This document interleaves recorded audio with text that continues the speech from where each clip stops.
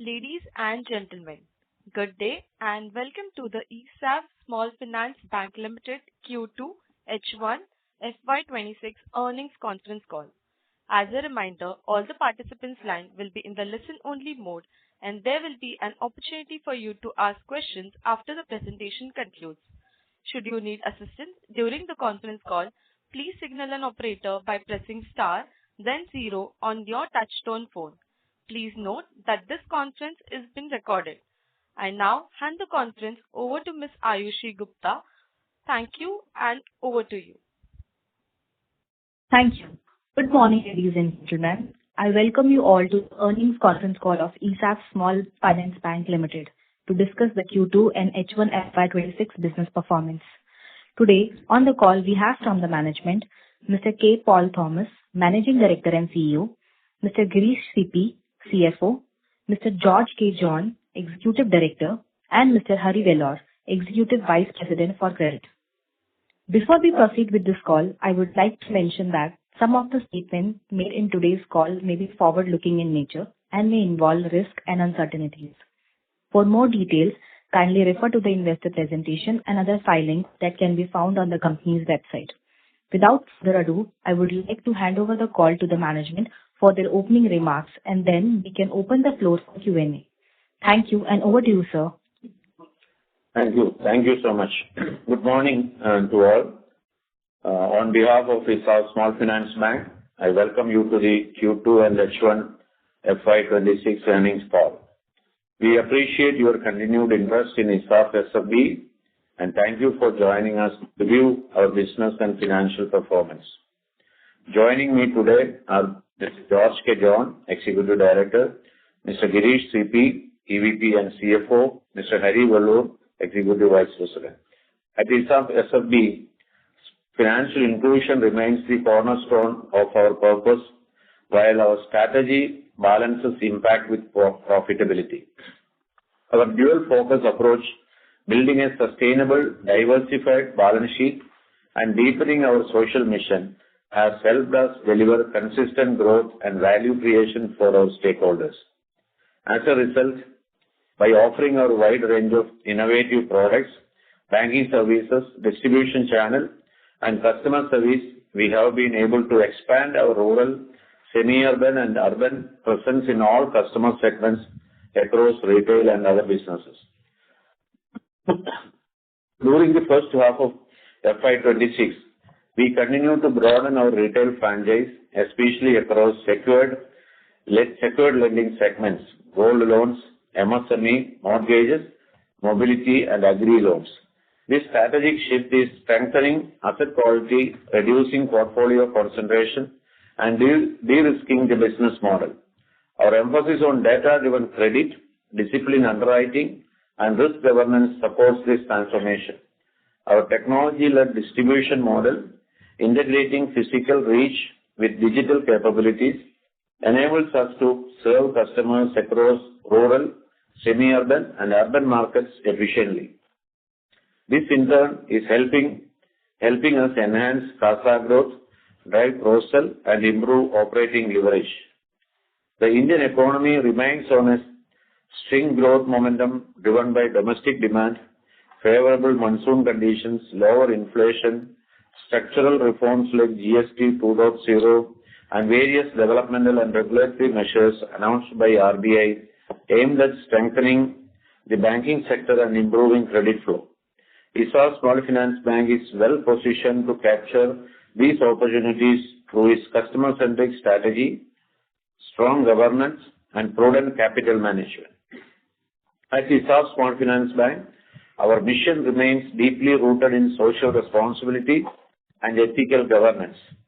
We continue to invest in a robust risk management framework, transparent disclosures, and responsible banking practices, ensuring that we build long-term shareholder value while staying true to our founding purpose of transforming lives and livelihoods. Before we begin the detailed presentation, I am pleased to inform you that the bank has appointed Sri Karthikeyan M, a veteran commercial banker and former Executive Director of Bank of India, former Director, Star Union Daiichi Life Insurance Company, former nominee Director, Bank of India Investment Managers Private Limited as our part-time chairman for a period of 3 years effective from December 21st, 2025. His vast experience in commercial banking and governance will greatly strengthen our board and strategic direction.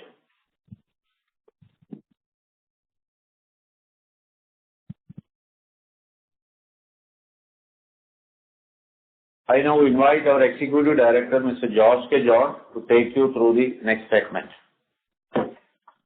Thank you, Sir, and good morning, everyone. Let me begin by providing a brief perspective on the broader macroeconomic and regulatory environment that frames our business performance. The Reserve Bank of India, in its October Monetary Policy Committee meeting, kept the repo rates unchanged at 5.5%, maintained a neutral stance. This was the second consecutive pause following a cumulative 100 basis points rate cut earlier in the year. The standing deposit facility rate and marginal standing facility rate also remained unchanged at 5.25% and 5.75% respectively. Importantly, the Reserve Bank of India revised India's FY26 GDP growth estimate upward to 6.8% from 6.5% and lowered CPI inflation forecast to 2.6% from 3.1% earlier, reflecting continued macro stability and resilient domestic demand. On the regulatory front, the RBI's draft circular on the expected credit loss framework, though currently not applicable to small finance banks, signals a strong move towards global best practice in credit risk provisioning and transparency.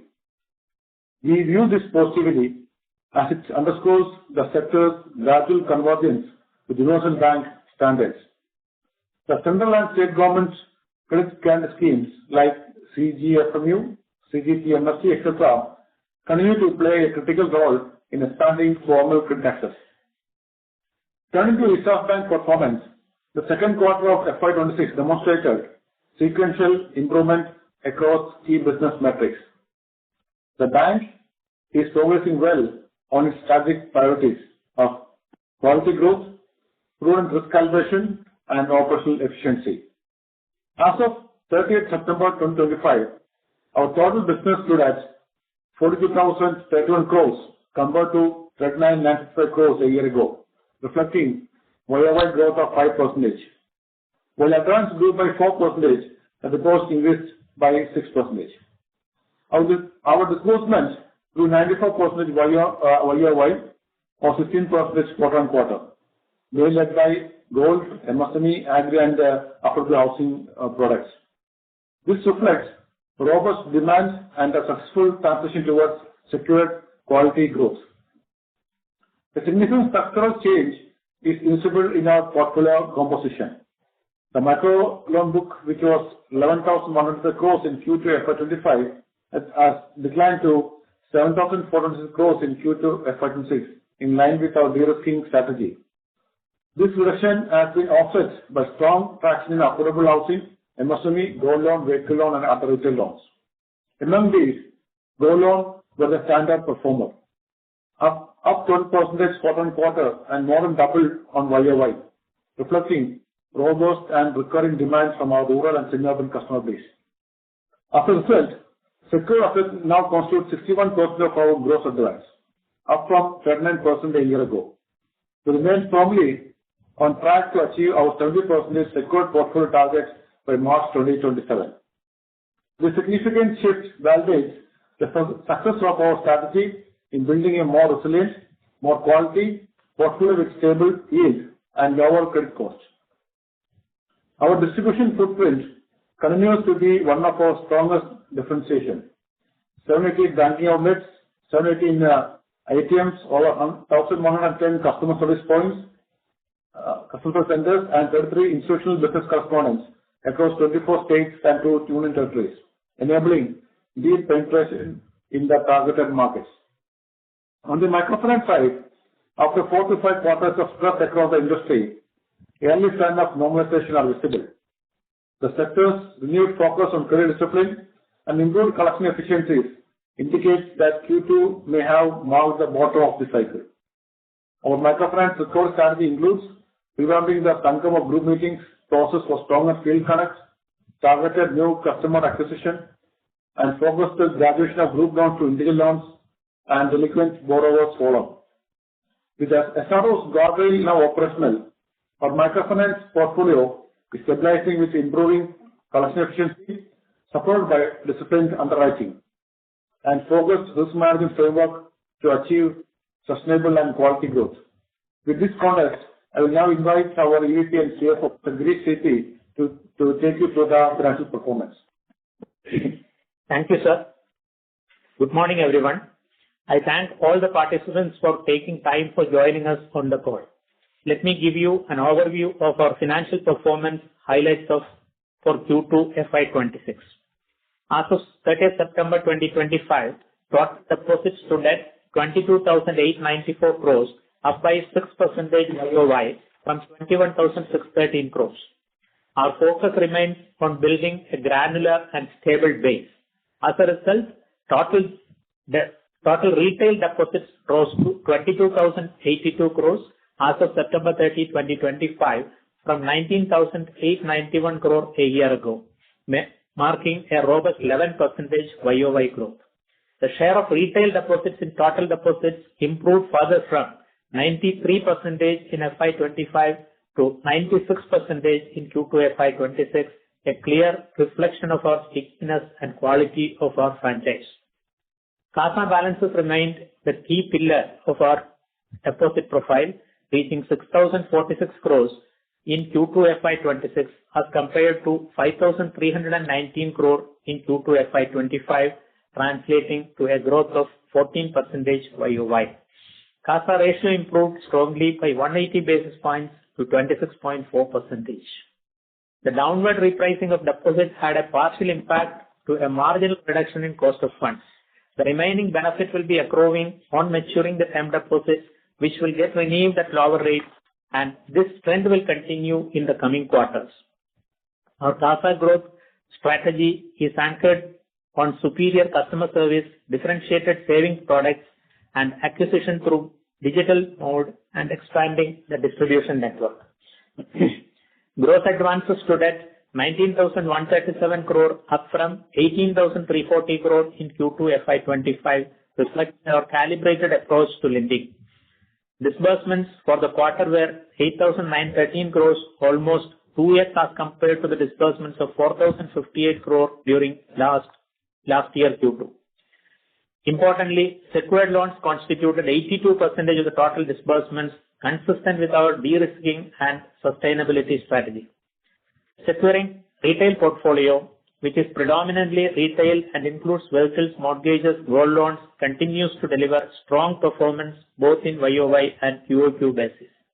Meanwhile, the unsecured portfolio, which comprises of micro loans, declined 33% YOY and 1% QOQ. It's now forming 39% of the total gross advances compared to 61% of last year. We believe microfinance book is largely stabilized and our focus is now on quality growth and recoveries. Net interest income for the quarter was 364 crores compared to 378 crores in Q1 FY26. The net interest margin at 5.9% also remains stable sequentially. The recent moderation in NIM reflects the shift in portfolio mix towards secured lending and disciplined loan growth, but with reducing cost of funds and increased disbursements, we expect positive improvement going forward. Non-interest income, excluding the treasury and PSLC sale, improved during the quarter by 182% from 29 crores to 82 crores on YOY sequentially. Pre-provisioning operating profit after considering the treasury and PSLC came in at 93 crores versus 125 crores in Q1 FY26, impacted by lower other income. As on Q2 FY26, gross NPA marginally increased to 8.5%, while our net NPA was stable at 3.8%, reflecting both the prevailing macro conditions and our cautious stance on microfinance lending. However, our provision coverage ratio improved to 74.4%, demonstrating our continuous focus on strengthening the balance sheet thanks to the stringent policy to provide over and above the minimum levels prescribed by the regulator. This support our cushion against potential stress. Slippages moderated to 340 crores in Q2, down from about 450 crores in the previous 2 quarters, driven by improved trends in the microbanking segment and better SMA performance observed over a few quarters. We remain focused in bringing down both gross and net NPAs to more sustainable levels over the next few quarters. This will be driven by enhanced monitoring, proactive collection strategies, and sharper risk management exercise across all lending segments. Further, accelerating NPA recoveries remain a top priority. We are also expanding our secured asset portfolio, especially in gold mortgages, vehicle, MSME, and agri, to diversify the book towards more stable and profitable segments. Based on the current trend in business and delinquency levels, we expect to achieve positive quarterly ROA in FY26 since the operating performance strengthens and provisions are expected to normalize. FY26 will be a year of consolidation, one where we target moderate business growth while sharply improving operational metrics and asset quality. We continue to improve internal productivity, optimize resource allocation, and reduce operating costs while maintaining the high quality and reliability of our customer services. With the risk environment in the microbanking sector showing early signs of stabilization, and with the strategic actions we have implemented in asset sales, secured loan book growth, and portfolio diversification, ESAF SFB is well positioned for a stronger and more resilient footing to drive our next phase of expansion. Thank you very much.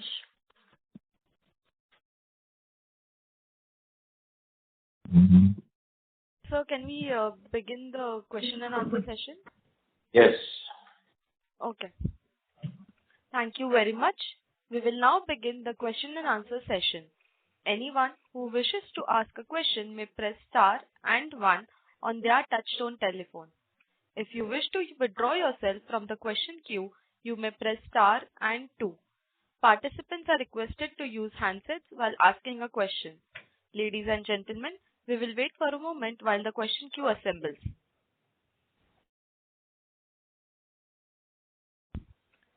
The first question comes from the line of Varun Mishra from SK Investments. Please go ahead. Yeah, hi. Thank you for the opportunity. Good morning. I had a couple of questions from my end. So, over the past few quarters, we've seen a clear strategic shift towards the loan book, in terms of secured lending, with loans are now forming up out 61% of our total advances, up from 39% a year ago.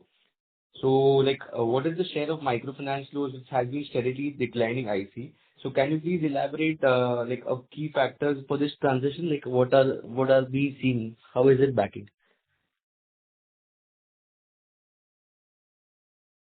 Yeah, the strategic shift started, and today, as of September, it is secured loan is 61%, and micro loan is percentage has come down to 39%. So this is all what we have planned to achieve in 2027. We were able to achieve this very early. All right, sir. And so additionally, how would you how should we think about the bank's focus area in terms of particularly balancing growth between the secured segments and the unsecured segments? Yeah, the secured almost to the same level, 35% unsecured and 65% secured. That's our plan by the current year. Yeah, Varun, I add here, if you see our earlier investor calls also, over the last 3-4 quarters, this is what we have been projecting as a bank. So strategically, we are on course in terms of implementing that strategy. All right, sir. All right. And like the Q2 disbursements, have more than doubled YOY. Like, could you elaborate the key drivers behind the strong growth momentum? Like, was it primarily related because of the gold loans or like a broader retail secured products? You're right. That's Varun again, right? Yeah. So, Varun, what we've been doing is, when we shifted to 61% secured, primarily the driver has been gold loans. So in the current quarter, 6,500 odd crores of gold loans have been disbursed, while if you look at the micro segment, 1,500 crores have been disbursed. But the good thing, what we have to say is that after, a few quarters where we have been controlling micro, we've been focusing completely on quality, we've been putting the guardrails into force, etc., etc.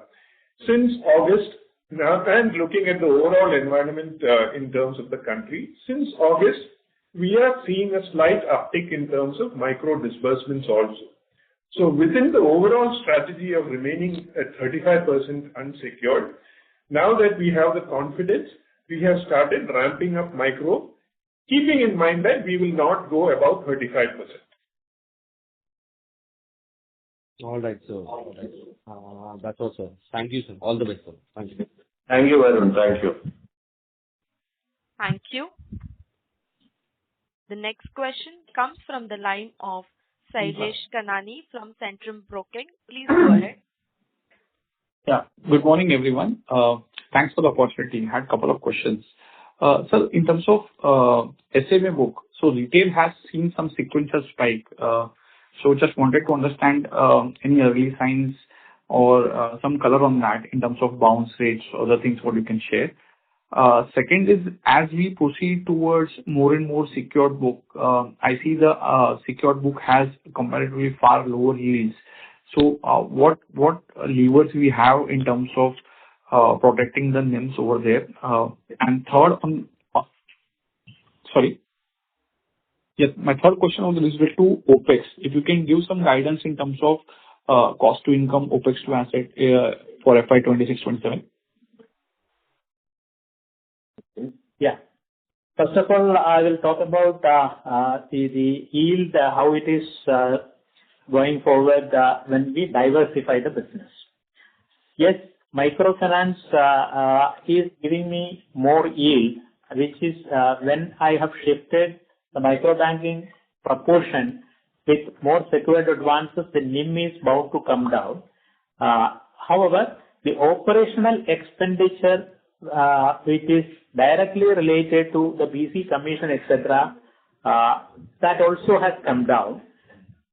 And therefore, going forward, what happened during the last 1 year is that because of the repo rate changing by 1%, all the variable interest rate has also have been passed on to the customers, and that is why recently we are observing a NIM contraction.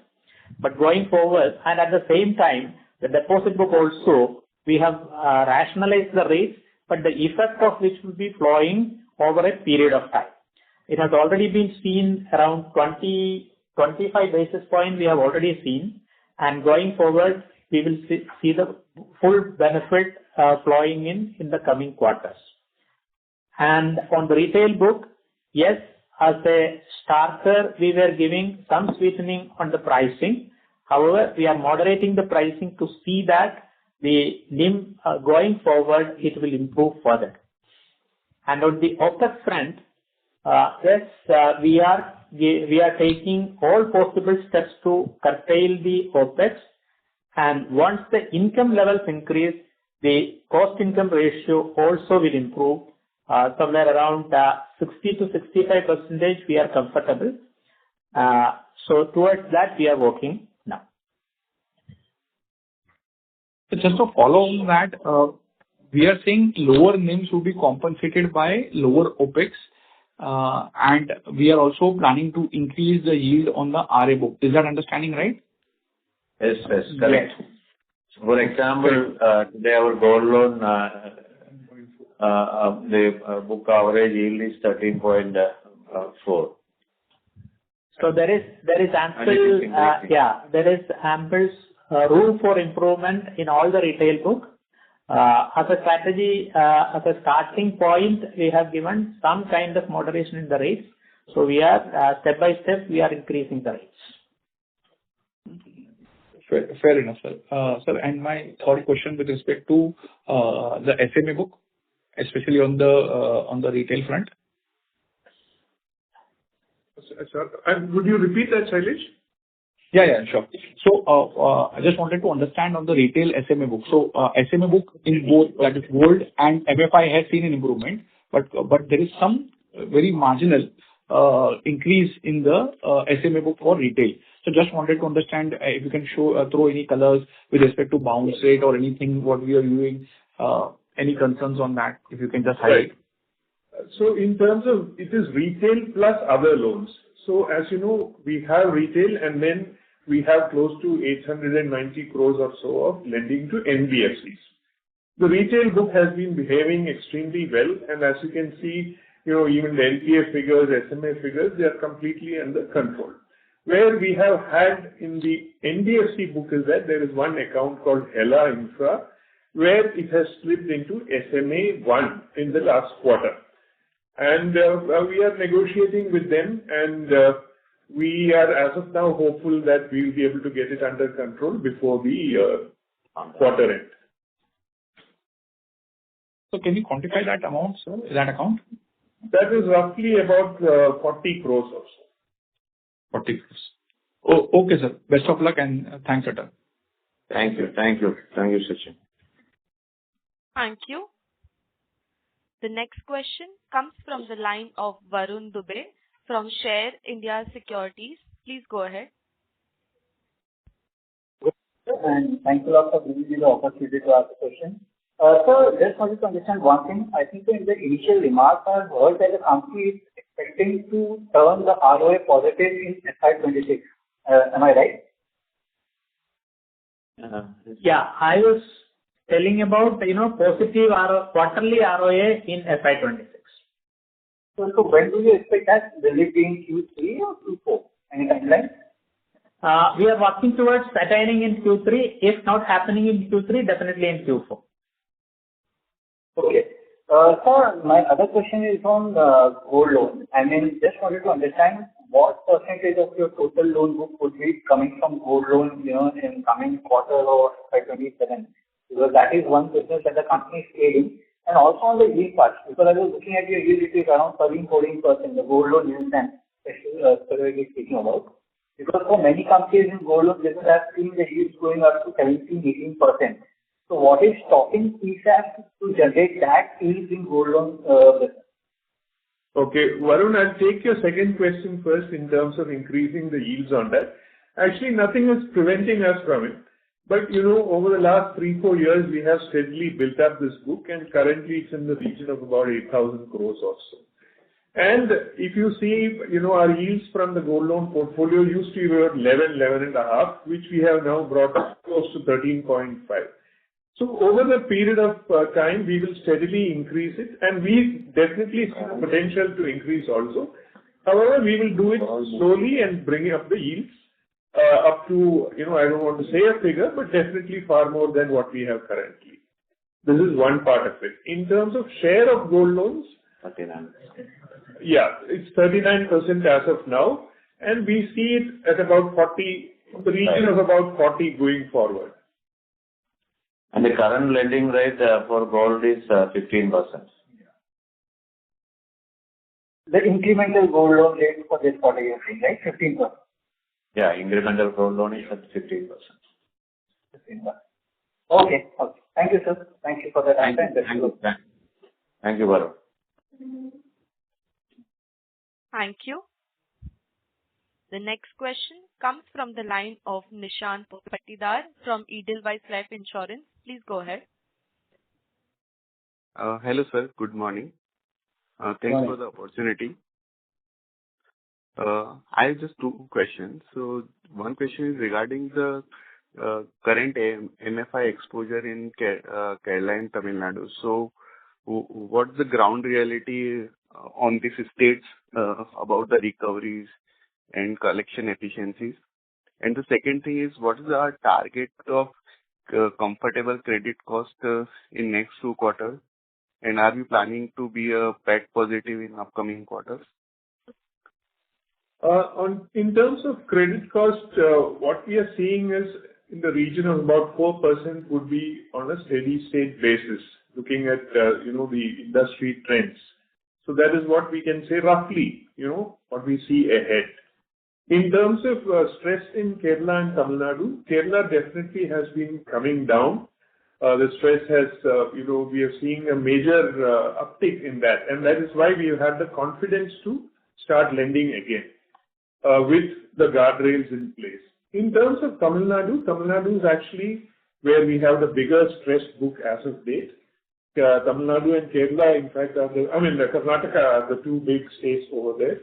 In both states, we have been very, very careful in terms of increasing the book. The good thing is that Karnataka, as you know, there was a bit of a political dimension to the problem. In the last 3 months, our control over that portfolio has definitely improved, and we are seeing loans which had been delinquent starting to, repay again. So what we see is that there will be definitely a good progress in Karnataka over the next few months. In terms of Tamil Nadu, we are still progressing very carefully.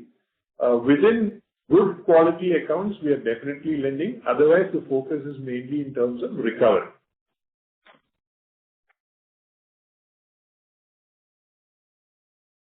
Okay. And sir, any bottom line expectation at the end of the year?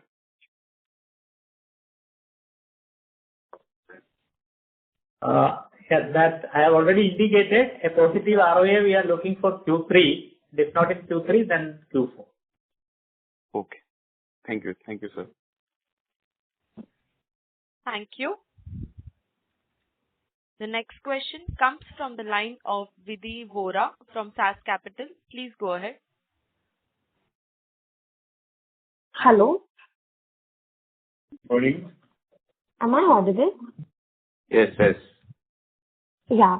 So my question is that are you seeing any early stress in specific geographies or product categories, especially in the micro loan or MSME portfolios? Did you say early stress? Yeah, early stress.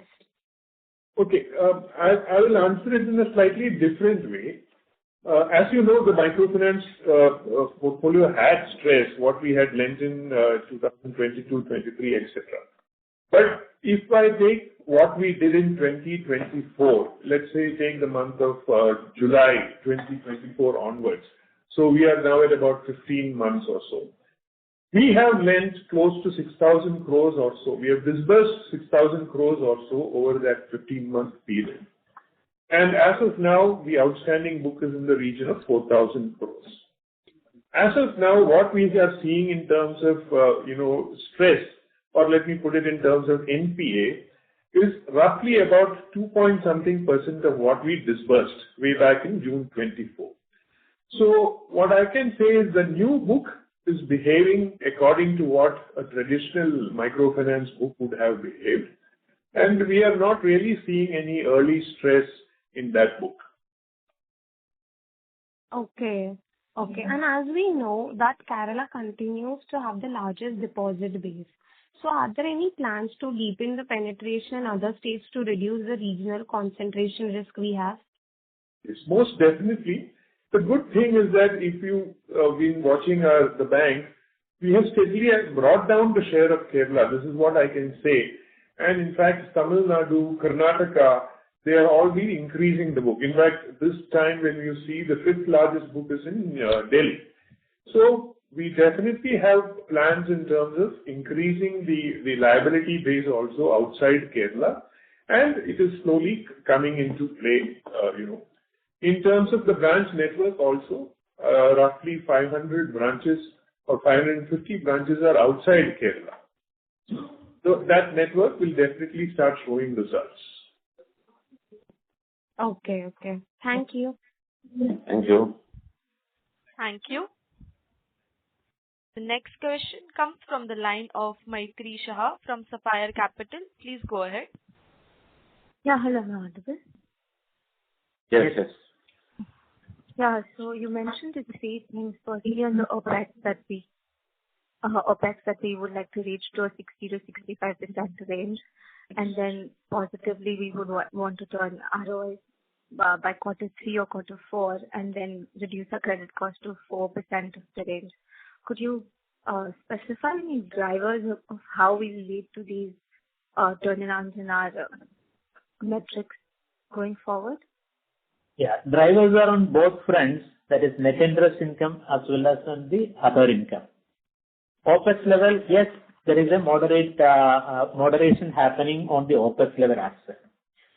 On the net interest income, as I mentioned earlier, the deposit rates we have rationalized some time back, and the repricing of the time deposit is happening on a day-to-day basis. A partial benefit has already been come into our books, and substantial portion in the coming months it will get benefited. And on the asset side, as MD as well as Mr. Hari explained, the rationalization of pricing on the asset side also is happening, especially on the gold loan book. Even though the average rate is 13.5, the incremental rate is much above that. So going forward, the NIM, definitely there will be an improvement. And also the disbursements also has been increased. So the processing fee, etc. on the other income side also we will get a substantial increase. So these are the drivers based on which we have given the statements. Okay.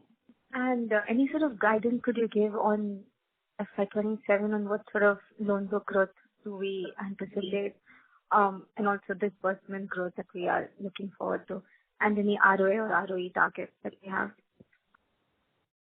See, directionally our ROE target is 2% and 20%, which is at this moment in 27 we are not so definite of achieving at that levels, but definitely there will be positive ROAs and a glide path will be there to achieve that.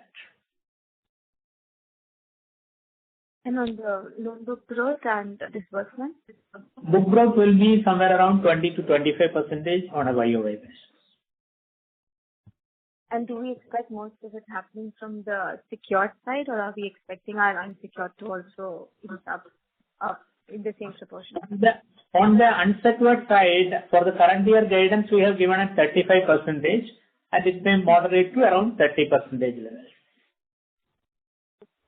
So by FY27, we expect it to moderate to 30%. That's what we're saying. Yeah, hopefully by 27 is. Okay. And on the GNP and NPA, how do we see those lowering in the coming quarters? Definitely GNP and NNPA will come down, which is already observed in the SMA levels, the moderation which is already there in the presentation as well. So over a 1 year period, it has halved, and going forward, the stress level at the micro banking level also is fading out, and therefore we expect that substantial improvement on the GNP and NNPA will be. That also will be the driver for attaining the ROA. Yeah, that is it from my side. Thank you, all the best. Thank you. Thank you. Thank you.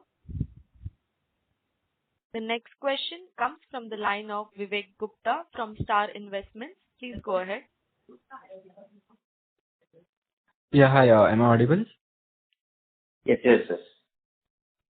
So the CASA growth has been healthy at 13.7% year on year, like with a ratio of 26.4%. So what initiatives are being taken to further improve this CASA share? It is one is that as I was speaking, we have 880 branches or so. So as those branches start, increasing momentum in terms of customer acquisition, that definitely helps in improving the CASA book The second thing is that, we have two or three segments we concentrate on. One is the senior citizen segment, the other is the NR segment, both of which are excellent sources for CASA growth. Apart from this, we have introduced a few things, including, we've taken a QR handle, then we have tied up with various, agencies to improve payment systems and things like that, which we'll see more in terms of funds flows through the accounts.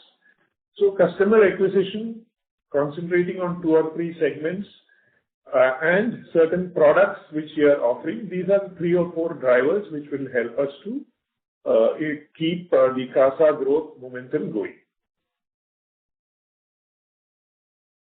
Okay.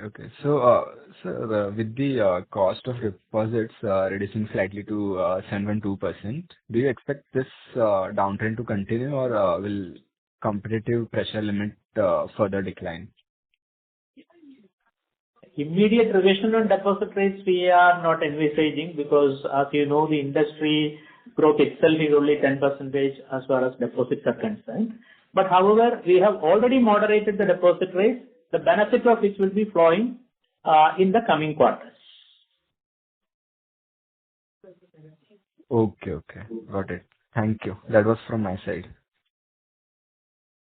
Thank you.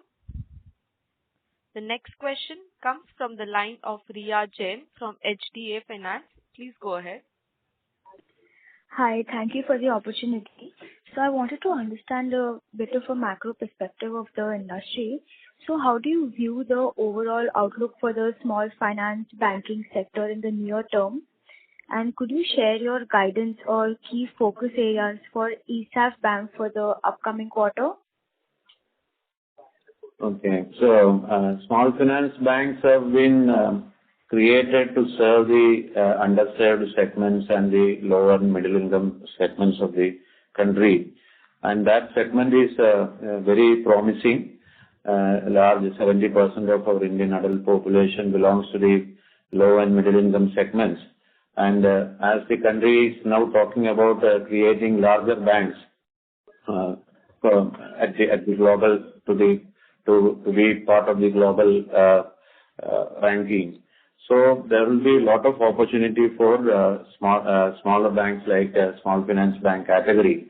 So I see a very good opportunity for small finance bank in general, because especially its presence in the rural and semi-urban areas too, because in the lot of economic activities are happening, industries are moving to the small towns of India. So we definitely believe that small banks are going to play an important role in India becoming a 5 trillion economy or becoming a Vigasit Bharat by 2047. Coming to ESAF Small Finance Bank, we are well placed to leverage these opportunities. We have 70% of our branches are in rural and semi-urban areas.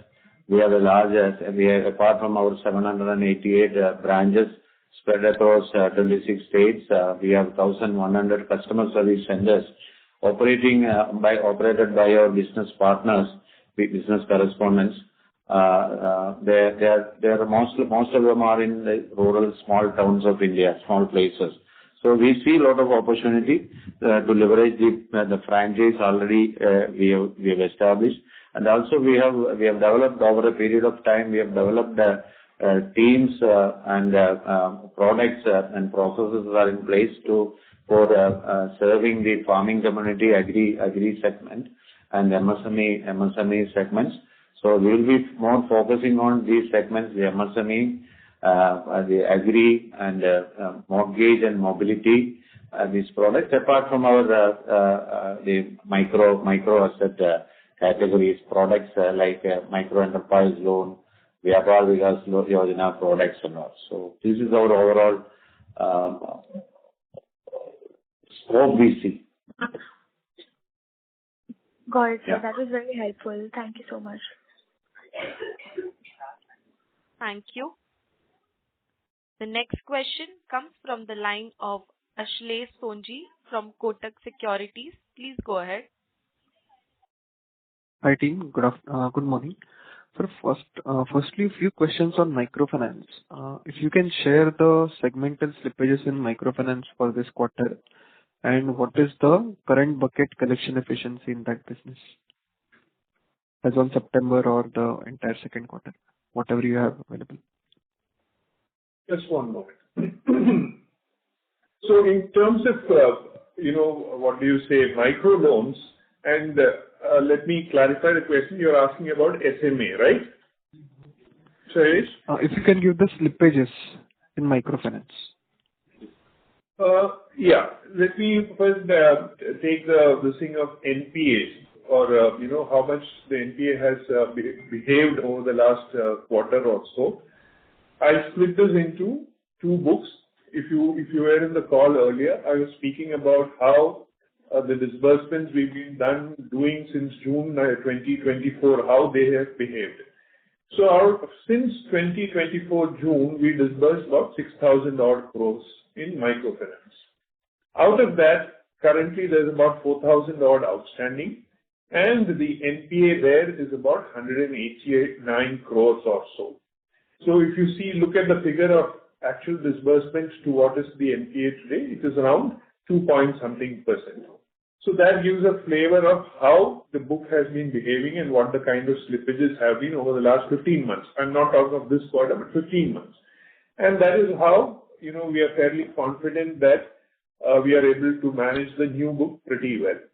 So the slippages that you are seeing earlier, in terms of in this quarter, whatever slippages happened, is primarily because of the books which we lent in 2022 and 23. So that is the problem area which we are facing. And then we are seeing in terms of total incremental NPA, it's about 144 crores or so, which is decline.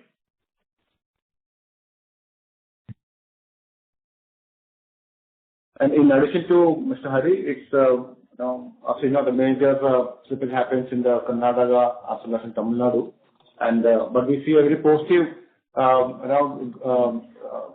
slippage coming down in Karnataka when compared to 6 months back, and Tamil Nadu also in stable phase as mentioned by our MD. Understood. So out of this 340 crore total slippages this quarter, you said 140 has come from microfinance. Is that fair?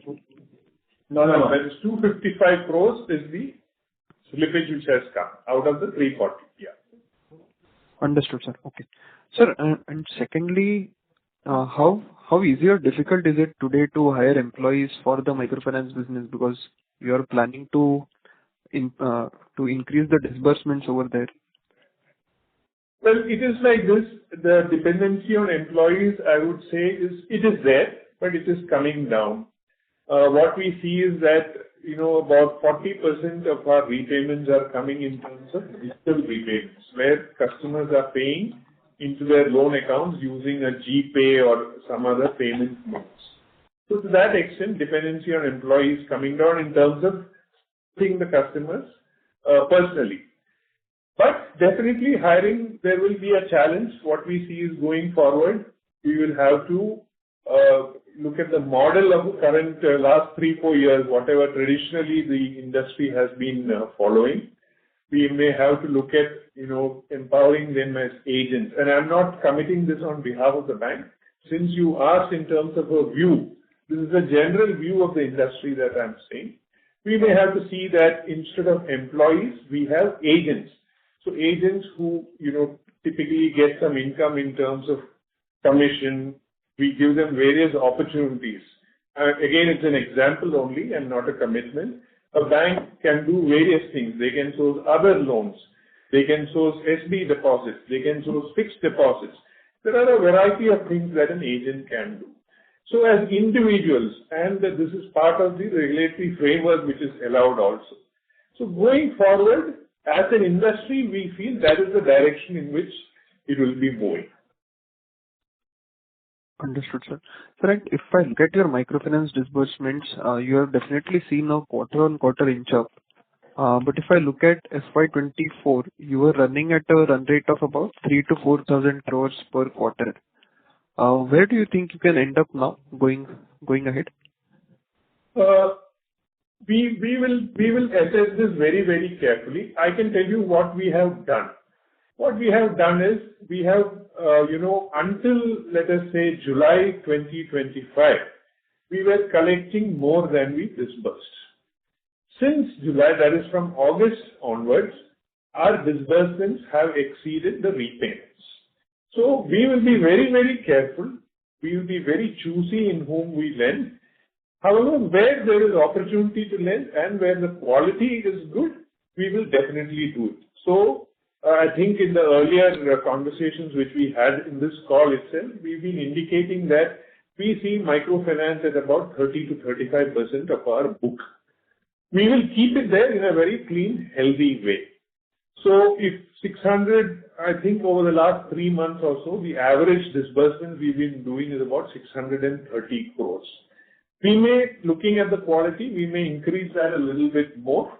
However, it will not be like the earlier days when you were speaking about, 4,000, 5,000 crores every quarter, etc.